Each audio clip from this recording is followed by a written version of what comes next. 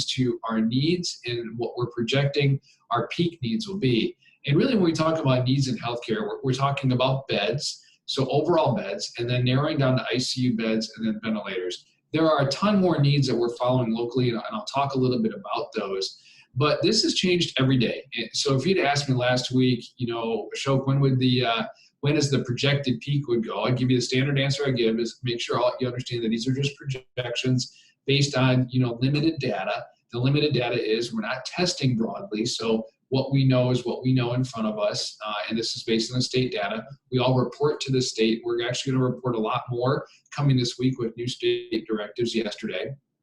But what you see here is different. Last week, it would have been April 27th would have been the high point of when Wisconsin would be reaching its need for a peak number of beds, ventilators, and ICU beds. Yesterday was April 17th, and today it's April 13th. So these numbers are changing pretty rapidly, and it's important for you to know that. This is changing for, hopefully, the good. Now, what we get concerned about putting these numbers out there is that people feel that maybe we're doing so well, we could relax what we're doing, and it's completely the opposite, and I'll talk about that in a little bit. But just to explain some of the data, and hopefully you guys are seeing this. If somebody would give me a head nod that you're seeing this, all right, good. So you can see here, April 13th being the peak needs, what we understand as far as our needs in available beds, ventilators, and ICU beds. The good thing is that there is a solid green line below and a solid purple line up top, and those are our threshold numbers. In other words, we want to stay underneath that bar. And for the first time in a very long time, even our ICU bed number has come very close to that bar and almost under it. It's basically saying we're about 12 ICU beds short in the entire state. Now, this is looking at ICU beds as they're normally used. And this continues to get better for us, which is not reflected in this graph because our ICU beds are actually more unoccupied today than they usually are because social distancing is working. It's not only working for COVID-19, but it's working for influenza. So our influenza numbers are usually getting lower right about now, but they've precipitously dropped, allowing us more capacity. So although this website says we're 12 beds short, we actually have probably more beds than we need at this point if everybody's continued to do the right thing. And I really want to make sure I stress that. And I know there's been some stressors in our community lately on are we doing the right thing, especially yesterday, and I'll touch upon that as well. So as you can see up here, we've reached that peak time. And then they actually, if you ever want to go to this website, really talk about deaths per day. And, we had, a small amount yesterday, and then they're predicting more today. These are projections. We're hoping, we never want anybody to die in healthcare that doesn't need to, and we want to make sure that we continue to flatten this. This is truly a representation. These two graphs, if you've seen them over time every day, is truly a representation of the community doing its job. This is really us really trying to flatten our curves out. So I'm going to go ahead and stop sharing there. So when it comes to flattening the curve, the things that we really want to stress with employers and the overall community on the behalf of healthcare, number one is that social or physical distancing. And one of my healthcare partners, I think Chris actually saw you somewhere on the screen pop up, really told me to really focus on physical distancing rather than social distancing. And she's correct. We want to make sure that the only people that you're around is your family within your home, not your greater family, but those that you live with. And then if you're an essential worker, those that you interact with, but at limited times. So it's creating that physical distance. There's different ways to socialize. When you think about it, there's 163 of us socializing right now on Zoom. So, there's different ways to look at isolation, but really it's about physical isolation here. Step one. Step two, and I'll demonstrate, is making sure that we're often washing our hands and using hand sanitizer, and then not touching your mouth or your nose after that. So being very careful around that. And the third thing that we've added, and it was really added, we started talking about it here in Green Bay, and then nationally in a couple of days everybody talked about it, was adding a mask to that. And a mask in our perspective in healthcare isn't to prevent you from catching COVID-19. And that's a really important thing for people to know. And I think there's a lot of misconceptions, and it's actually what we were worried about when we talked about masks. But we had to balance our worries with reality. The mask is there to prevent you from spreading COVID-19. In other words, your germs stay with you, not with everybody else. We know how this virus is spread by touch and by inhalation. So we want to prevent you from touching your mouth and your nose. So a mask will do that. And I have one right here because if I were to leave my office, I would wear it. And secondly, we want you to keep your secretions or your germs to yourself. Those three things are what we're really asking the community to do. And so far in Wisconsin, based on those curves, we're doing a good job. Now, I know there's a lot of concerns about the election yesterday, so I just thought I would go out there and go ahead and address that. Yesterday was concerning for us in healthcare. Flat out, there is absolutely nobody that could deny that it put us in danger. But that's in the past. I mean, there's nothing I as a healthcare professional can do about yesterday. Tried our best to not have it, but we can do a lot going forward. We can mitigate that damage. We know damage was done. The word mitigate, we're all in healthcare, we're not all in healthcare, we're all in business, and then we all understand the word mitigate, but it's to lessen the effect of something. And how do we do that? We need to really emphasize what got that curve so low, and that's the physical distancing, the hand washing, the mask wearing. If anything, we need to really, really ramp that up after yesterday. I've got a lot of questions about Easter, and I know it's a really important holiday to many in our communities and many of the businesses as well that depend on holidays for food service and other areas. But we really have to make sure that after yesterday that there's no pausing on what we need to do. You can't take a step back here, or we won't get back to normal anytime soon. Every time we have a hiccup, that timeline to getting back to our normal lives continues to extend, and it continues to extend. So now is the time to put the foot on the gas when it comes to physical distancing, masking, and hand washing, and find different ways, different awesome ways to socially interact at Easter, just not physically do it. Find different ways to benefit our food service workers through pickup, Easter brunch, but not sitting in a restaurant together. And I know those are really tough, especially for our elderly that really rely on those holidays to interact with families, and we can find ways to interact with them, but the worst thing we'd ever do is put them in danger. So make sure that, you understand our recommendations after the election yesterday is really to double down. That's the only way you can mitigate the damage that was caused yesterday. And we have an opportunity to mitigate that if we all spread that word. From an employer-specific standpoint, a lot of questions around masking. So I just want to address that. For masking to work, if you are an essential business, in other words, if you have your people exposed to the public, they should be masked. That's the only way it works. It doesn't work if just the customer is wearing a mask. Everybody has to be masked in that situation. So if there's things that we can do in healthcare to help you, know what kind of mask to get. We don't want you using healthcare personal protective equipment, but there's other things available on the market, or even handmade as we found out.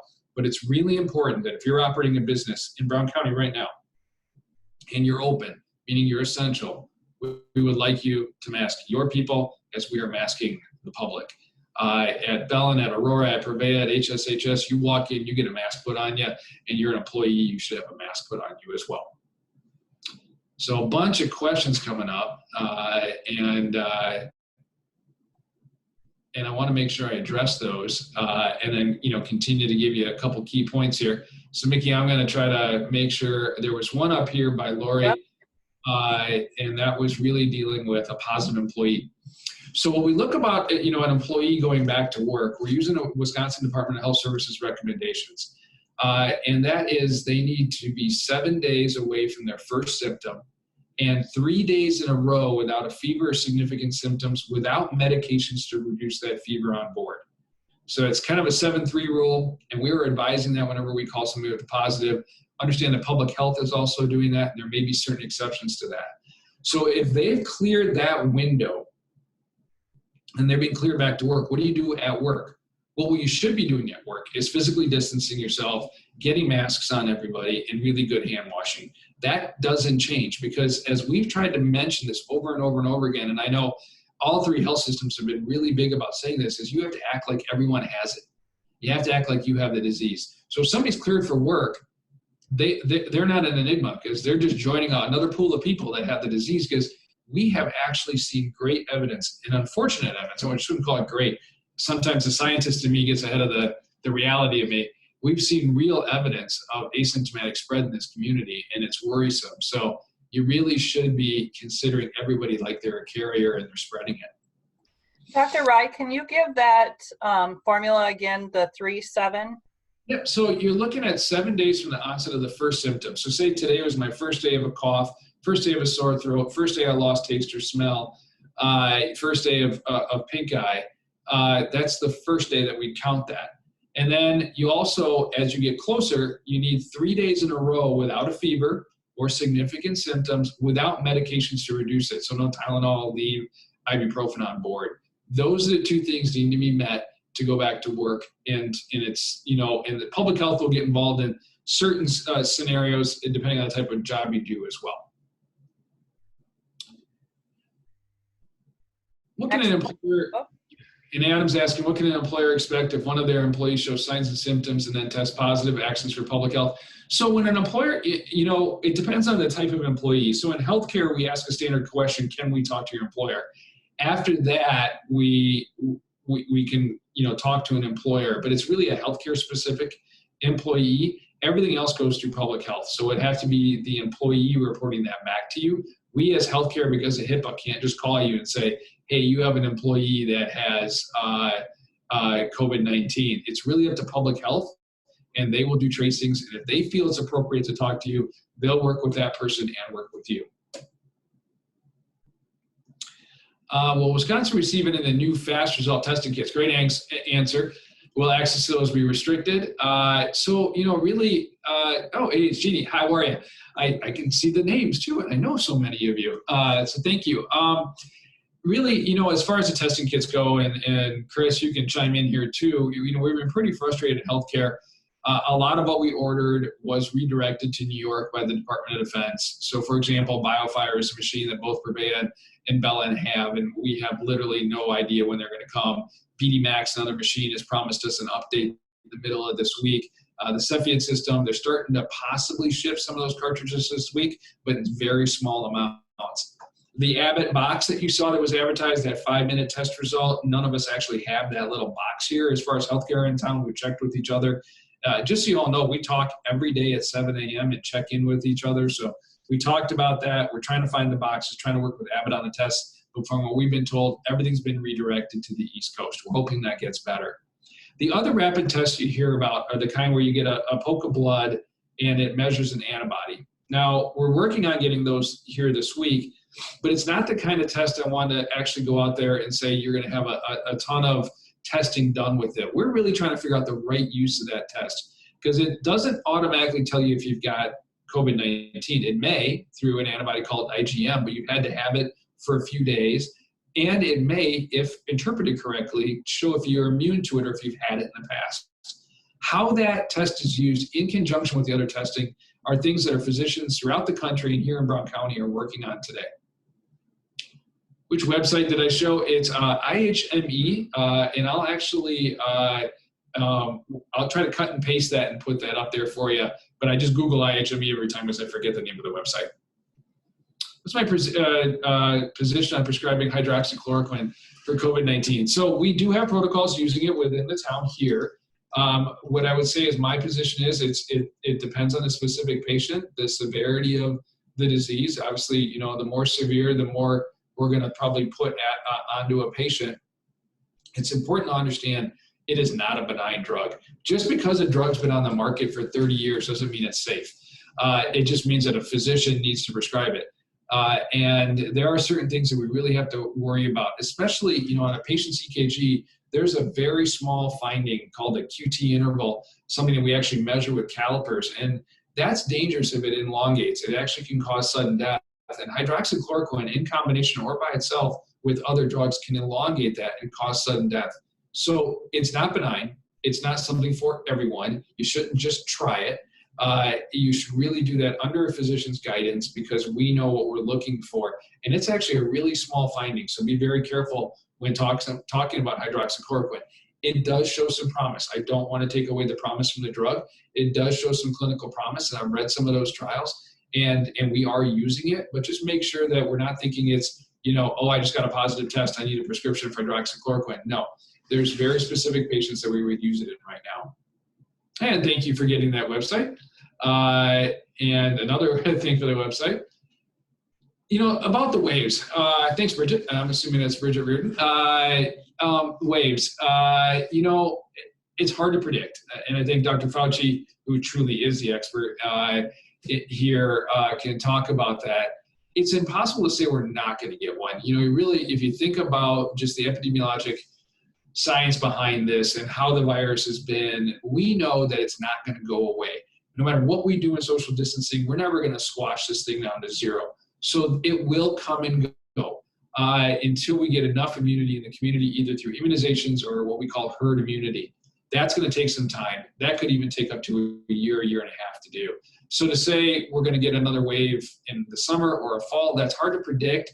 And it really depends on how we ease back into society and back into business. I think Dr. Fauci, said this yesterday, and I think we all agree as physicians. What scares us is everybody thinking, all right, May 1st is here. Let's flick on a switch and let's go out and have a big party. Let's go fill Lambeau Field. That would not be a good idea.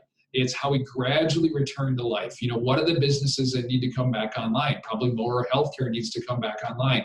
People have been on the bench waiting for needed care because of what we're doing right now. How can we safely do that? One of the last things to go away in most society is the mask. But we can't even get everybody to wear one right now. So, those are the things that we really need to be prepared for, because if we don't do it well, we could find ourselves right at the beginning, right back at end of February, beginning of March, and right into another 60 days of isolation.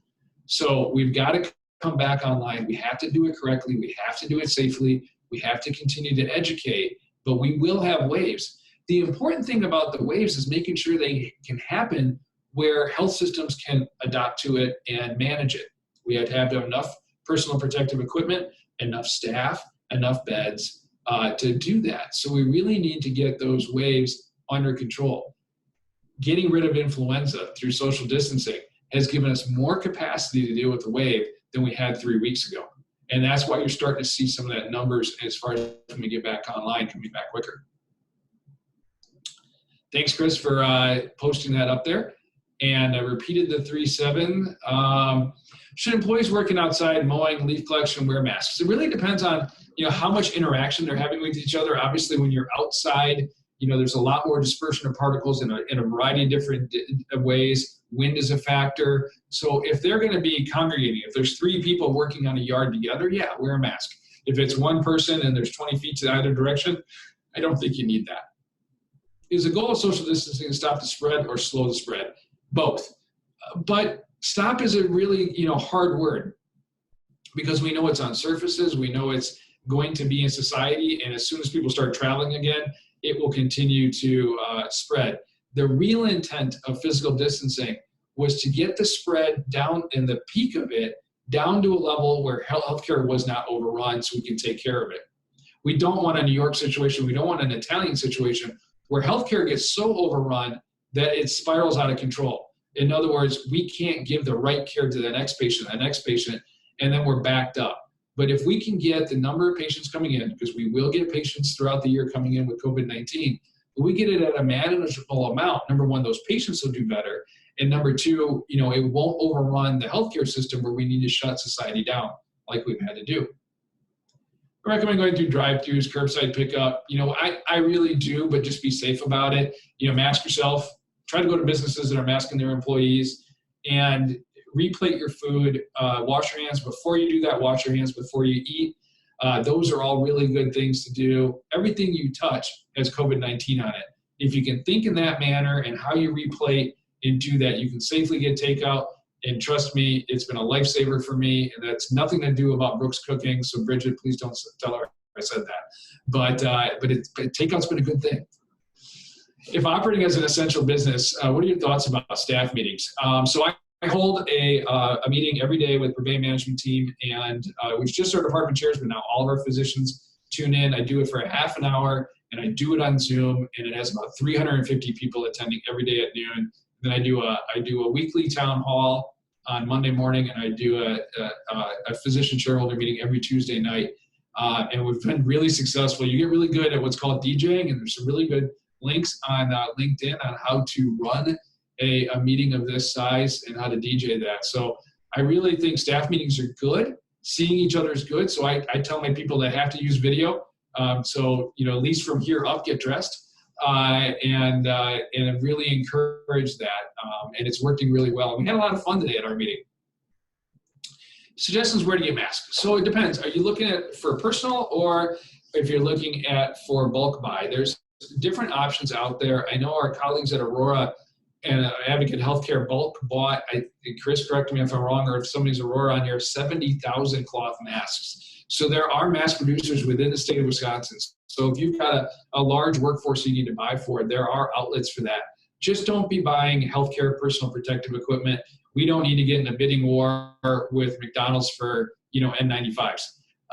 We really need that for healthcare and everything else for businesses. Tylenol is safe to use if you don't have any contraindications to it, you don't have liver disease or any reasons you shouldn't use Tylenol. Tylenol is safe to use. We are an essential service that cannot get hand sanitizer. What we should do is really, washing your hands is actually better than hand sanitizing. So get sinks, find a way to be able to wash your hands. And more and more hand sanitizers coming online every day. So continue to look for different sources for it. We just got another shipment in yesterday, and we're scouring the earth for PPE. And I know my other healthcare colleagues on this call are doing that too. Our supply chain people are our true unsung heroes, but really hand washing is better than hand sanitizer. So please understand that washing hands is better. School-age childcare program, should we require all kids and staff to wear masks? Anybody above 2 could wear a mask. That's a tough call, and because they're already congregating, they likely have already shared a lot of their germs. I think having staff wear it, and if children could tolerate it, would be great, but that's one that I think we're going to need more of a national opinion on, Brenda, so I'm not willing to give an on the record, should every daycare mask their kids, because I can understand there are some social things that we need to worry about there too, but really if the rest of society is masking, we should be well covered. Chris, you are a dictionary or an encyclopedia for me today. So Chris Walesky has how to make hand sanitizer linked up there for you. Do we know yet if there's any evidence that the virus can change similar to influenza? So there is mutational evidence. It mutates slower. It's a much longer stranded RNA from a genetic standpoint than influenza. And it has gone, even being in the United States, I think the last thing I read was, I think 8 mutations. Now, they have not been significant mutations where it's changing its habits, but could you potentially get it again after some time? That is something, Ashley, that's kind of like the $1 million question out there. Dr. Fauci actually put himself on the line by saying, no, I don't think we can get it a second time. But even he said, that's a guess, that's a hunch. But we really are hoping that you don't get it again. Would you recommend that businesses that can support remote working in the long term continue to do so on a permanent basis? I really can't tell anybody how to run their business, but I can tell you the degree of interaction that I've gotten. Pardon me for a second, guys. There's a lot of talking involved in this job all of a sudden. When you, the level of interaction that we've gotten from our employees using this type of communication and remote working has been incredible. We're going to reevaluate everything on how we do business after this. And I think you should too. There's remote working in the long term can be beneficial. And there's some articles where, you need some social interaction. So where's that good, happy medium? That's what we're going to try to figure out. So Ty, you're asking me the question that everybody's asked me today. What about the potential of overloading hospitals with all those delayed elective surgeries? I'm looking at 500-600 types of things to reschedule, and we are trying to figure out how do you pace that, how do you do it safely, because it's not going to be business as usual when we go online. We got to make sure we have enough PPE to go online. How we intubate a patient is completely different right now than it was 3 weeks ago or 4 weeks ago. How we prep for that, the types of pre-screening we need. So we are going to be pacing ourselves to make sure that we still can accommodate a surge while still getting back to getting people the things they need done. There's a lot of people in pain right now. We understand that. We want to get back to business for them. We want to open up our clinic doors. We want preventative care to happen. We just want to do it smart. Homemade masks with filters. So remember, the whole point of a mask here is to prevent you from spreading. So I know there's a lot of masks out there with filter inserts and N95s, and those are really trying to advertise to you so you don't get COVID-19. But really, the only thing that's going to truly prevent you from getting COVID-19 is either wearing one of those pappers, you know, when we're got the full hood and a tank on, or an N95 mask. And that's an N95 mask that you've been fit for, not the N95 mask you go and pick up from, you know, manufacturing, or the KN95 masks that people are buying on eBay from China. That's not an N95 mask that's going to protect you from COVID. You need to be fit for it. I am, I think, a 1860S on my name tag for the size and style of mask that I need to pick up, because I've been fit for it. If you've not been fit for it, you should not be wearing an N95, because you're giving yourself a false sense of security. You can wear it to prevent yourself from touching your mouth or your nose or spreading it, but don't wear it because you're trying to prevent yourself from getting it. How careful do we have to be regarding delivered packages, both at home and business? So everything you touch has COVID-19 on it. So before you touch your mouth or your nose, you need to wash your hands or use hand sanitizer the best you can. So make sure that you're, you know, really good with those habits, because, you know, what's being delivered to your house is no different than what you might have just picked up, you know, around the house as well, or your countertop. So pretty much treat everything like it has it on it. Once we peak, what does that mean in terms of transitioning back to some sort of normal? So, you know, I kind of want to reiterate what normal would be. You know, normal for us isn't going to be normal, but the three things we're looking for is, number one, making sure that hospitals have the capacity to take care of people if we got really busy. In other words, we have the beds, we have the personal protective equipment, the equipment we need, such as ventilators, and the staff. You know, I'd say right now in Green Bay, thanks to all the collaboration, on tomorrow, we're actually going to be talking as a group. So that'd be Bella and Aurora, HSHS, Purveya, Baycare, all looking to make sure that we can try to hit a number of 200% of capacity. So, you know, that's really stretching us. So, and I think we'll be, you know, in a good position.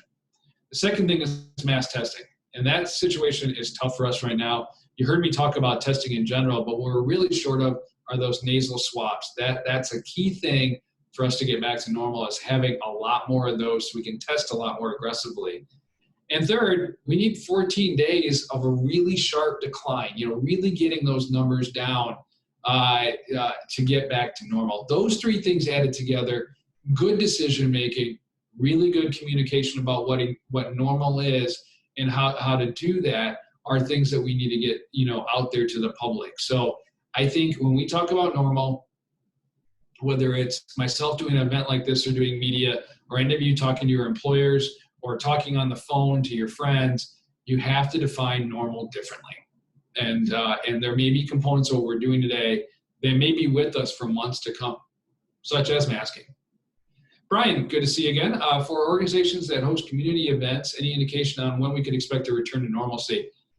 Brian, I think that's the toughest one to answer, because, you know, we're going to really have to see how numbers flow after we ease into a normal. That will be the last thing to come live. You know, and how far to cancel out, I can't tell you. So say we were blessed and everything happened to go really well, and May 1st, healthcare decides to start to ease some of its restrictions on seeing patients, and people started to come slowly back into the working environment, and we still left maybe a couple social businesses, you know, closed, such as bars and restaurants. And I know this is a chamber, I'm not picking on bars and restaurants, I'm just trying to pull out a hypothetical there. And then we saw our COVID numbers staying relatively stable, and healthcare said, okay, ease it up a little bit more in a month, and then we go into the next phase. And all of a sudden we start seeing a spike. We may advise, all right, take it down a little bit. Or we're not seeing a spike, okay, maybe this summer we can start to try some outdoor events. You know, that's the way we're going to ease into it.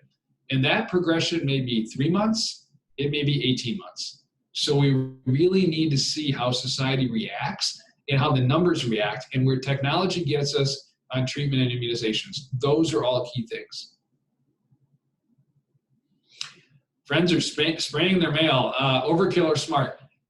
You know, if it helps them, I think it's good, but understand the minute they touched it, they probably touched something else. So they've infected that, unless they've washed their hands before they've touched that, opened it up, washed their hands again before they did anything else. That's probably the best thing you do. If some employees are working in essential businesses, how should they be acting when they go home? washing your clothes, taking them off and having a change of clothes is pretty common. I'm not sure about showering, but definitely washing your hands. But showering is a good thing. I mean, I'm just not right when you get home. You don't have to do that. Make sure you're changing your clothes. Safer at home may be extended longer than a given peak. I don't know. Tanya, I wish I did. Have not had any conversations with state government on this. DHS has been pretty quiet about it. We're all watching the same numbers. I think we're watching what's happening nationally and what's happening in other cities. I really do hope by May 1st with the national one that we'll start to see some lightening of that. But everything has to happen right, and we can't take a step back. We may have taken a step back yesterday, and that's what I'm worried about. And hopefully we don't take a massive step back this weekend with Easter. Gender, race, and blood type. Right now we are looking at a lot of cross-sectional studies. Hard for me to comment on right now because we haven't had, that type of study of like 10,000 or 30,000 people where we can analyze gender, race, and blood type. Race has come up a few times. Remember, there's different socioeconomic issues in play there. There's different hereditary issues. Some people have a higher incidence of diabetes than others. So there's other factors in the race question that you can't just say COVID-19 is affecting them more because of X, Y, or Z. You have to be able to look at all the factors. People have said men more than women. It's hard to figure that out now without really looking at large groups and retrospective studies. We'll know more about that probably a year and a half. If a company has an actual COVID case, do you recommend any closure period? The CDC right now isn't, public health is not either, but it really depends on what you do.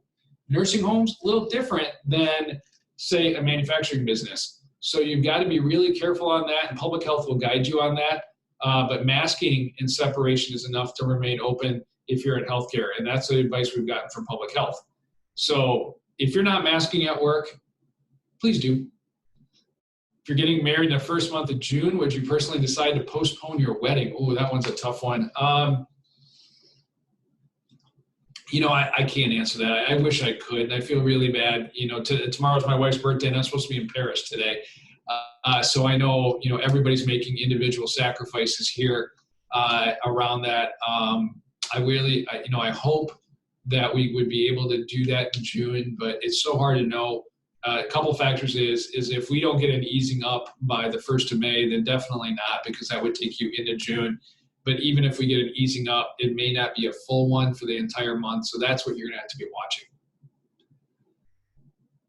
And then another, thanks, Chris. And you can see how the death chart, I just saw that before I logged in, Chris. So good call. Right now, COVID-19 over the last 4 weeks has overtaken every other cause of death. And that's rough to hear. I think this time next year, a vaccination, I think we're really looking at January of 2021. So yeah, hopefully by this time of next year, we'll have a production vaccine that's out there.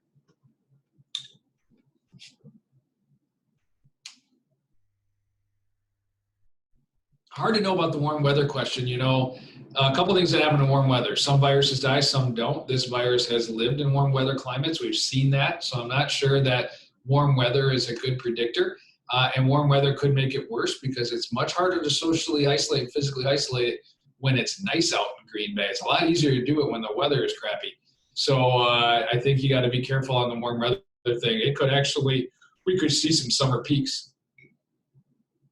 I don't know which University of Pittsburgh study you're talking about. We're literally reading every night, and whether it's translated from Chinese, Italian, or English right now, I've lost track of which university's paper. So if there's something specific you want me to answer, please let me know, Ron. Restate my thoughts on staff meetings. Really, on staff meetings, I think they're good if done virtually. If done in person, probably not a good idea. Put additional cleaning measures in place upon returning back to the office. Should we get office professionally clean? I think it can't hurt at all, Allie. I think really getting a good cleaning down, and that's using disinfectant wipes and really getting every door handle, everything that people can touch. If you have railings that people use, those need to be wiped out. We're wiping down the handles of wheelchairs and walkers in our nursing homes. Everything needs to be really, really well wiped out.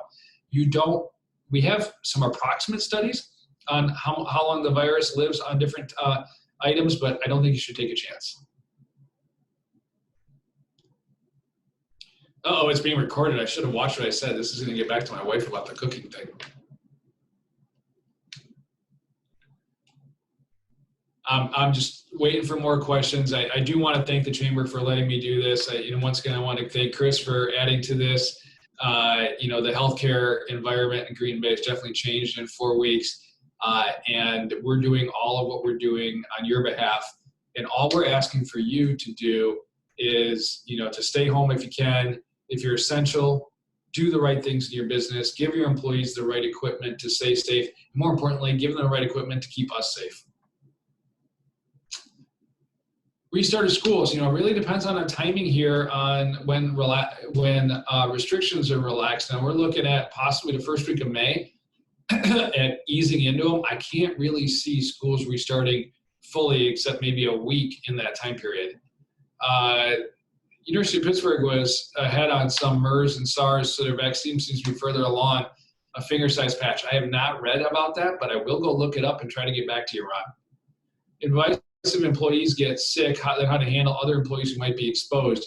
You got to really leave that one to public health. They will do a tracing, and the best part about it is if your employees are masked, then if one gets sick, the other ones shouldn't get sick because they've kept to themselves. If you're in an unmasked environment, public health may say, hey, you gotta bench X number of employees or your whole company for this amount of time. That's another good reason to be wearing a mask.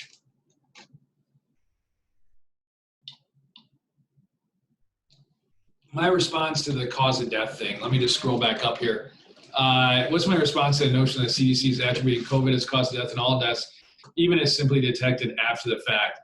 That's a political question. I'd ask the CDC about that. I would agree that CDC is COVID, not the CDC is contributing to death, but I'll leave that one alone. If COVID's contributing to death, COVID most definitely, even if found post-mortem, we know statistically probably in some way contributed to that death, and it should be attributed to that if it is found post-mortem, even if they had other confounding situations, except maybe a massive trauma. In the hospital setting, you are likely using Cavi wipes. General public has Lysol wipes and or various other products. It is good enough. Actually, it's kind of a wimpy virus when it comes to cleaning it, so your simple Clorox or Lysol wipes are doing pretty good. In light of the in-person elections yesterday, are there any additional policy safeguards? I would tell our public officials not to have another election, to try to get everybody to wear a mask, including themselves, and getting their businesses in their districts to mask. That would help, and to really up the efforts and not to back down on anything right now. Agencies that provide shelter to clients daily, we're following precautions suggested in workflows. Any expert advice on working with homeless? So, really, Tanya, we're working with, a couple of the homeless shelters. The number one thing is you should be screening your people, your employees, and your residents. I would say twice a day, and it's a temperature screen and a set of questions that I can provide to you, but it's, the normal symptoms and logging that so you can track that back. What can at-risk individuals do, cannot socially distance themselves to protect themselves? Really, that's an individual question, but if you're at risk, you should be really talking to your employer about what you can do. You want to make sure you're in an environment where everybody else is keeping you safe by wearing a mask so they're not sharing their germs with you, and really washing your hands often. From asking employees, can they wear the same mask all day? It really depends. I would say, you got to watch the moisture content on the inside of that. A wet mask is not a good idea, and make sure it's not getting soiled. So it may be then more than once a day. They should not be taking it on and off very often, except to eat, because every time they do that, there is the chance of not touching their mouths or their nose, or touching the inside of the mask. Do I have a daily updated public social media account we can follow to get community-related updates? No. I can start putting stuff more on the Purveyor social media site. We do it on the Purveyor website. I know Bellin has a great way to keep the community informed as well with their website. Do I have a central one? No, because I think I've been doing so much media, everybody's reposting that. But I'd be happy to try to work on something. Seen recent reports on people being reinfected or recovering. So that's something that, we don't really have a good handle on right now. We are not thinking there's a chance of reinfection, but more or less that person had not recovered. And once again, I think, Whitney, we're going to have to wait for tens of thousands of people that we can study that have had this in a retrospective standpoint to answer that question better. Right now, we're thinking one and done, but that could change. To get out in public that are effective, remember the mask to protect you, that's only in healthcare. The mask to protect everybody else is either a cloth or any kind of mask that you can find that covers your nose and your mouth.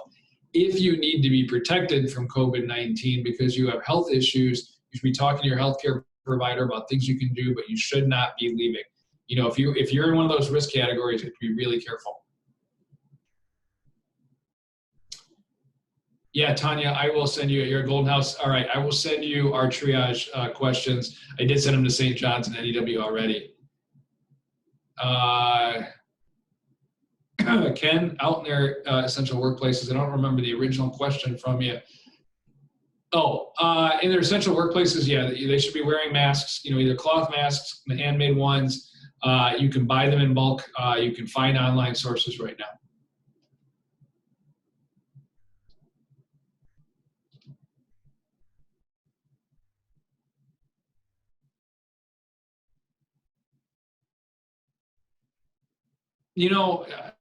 I think the lead question, and I'm trying to read the question about whether it's wise for water utilities. Water utilities should be masking when they're entering into somebody's home. They should be washing their hands, but we need to do everything we can to prevent the lead from going in.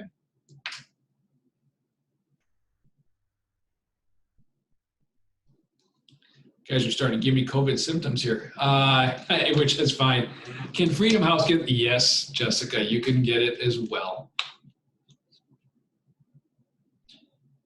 Jessica, can you shoot me your email address or text me or do something there, and I'll get you the list of questions. And actually, what I'm going to do for everybody here that needs something from me now, please understand I'm getting a little inundated with emails from staff all day. We're trying to manage a pandemic, but I am going to put my email address out there for people that might want some of the questions or other things, re-answered for them. I don't mind doing that. Just my timing on getting back to you isn't going to be perfect these days.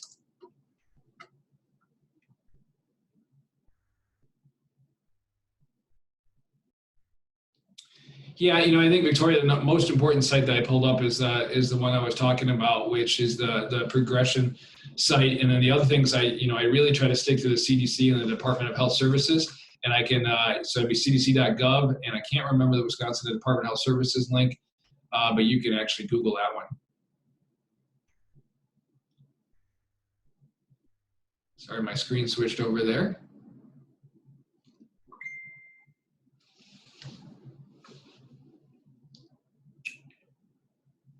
Well, looks like we're running out of questions. And Greater Green Bay has one too. I do appreciate everybody attending today. Hopefully you found it valuable. If there's things that we can do better for you from a healthcare perspective, please let us know. On behalf of Purveya, HSHS, Bellin, and Aurora, the one thing that we ask of you is to understand that the cure to this disease does not sit in our hands like it does for others. It sits in yours. As employers, as much as you can encourage physical distancing, create work environments that are safe not only for your people, but for us as customers, and stay safe at home, and please be well. Thank you for the update, Dr. Rai, and for everything that you're doing in our community. We truly appreciate you and the other hospitals in the area. We will have another call update with Dr. Rai on Tuesday, April 21st at 3:00 p.m. and registration is open for that on our website. Thank you all for attending, and please have a great rest of your day. Thanks,